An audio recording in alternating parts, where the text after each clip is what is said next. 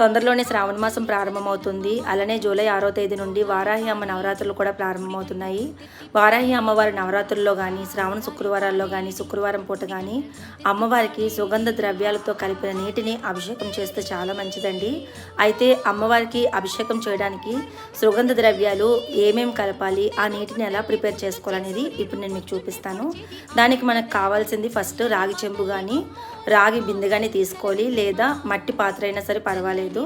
ముందు దాన్ని శుభ్రం చేసుకొని అందులోని అప్పటికప్పుడే పట్టుకున్న మంచినీళ్ళు వేసుకొని కొంచెం పసుపు, కుంకుమ, జవ్వాదు పౌడరు, జవ్వాదు అత్తరు, మల్లెపువ్వు అత్తరు ఉంటే మల్లెపువ్వు అత్తరు, అలానే కొన్ని పువ్వులు, కొన్ని వట్టివేర్లు, వీటిని అన్నింటిని కూడా కలుపుకొని ముందు రోజే నానబెట్టి ఒకరోజు నిద్ర చేసిన నీటిని మరుసటి రోజు మనం అమ్మవారికి అభిషేకం చేస్తే చాలా మంచిదండి.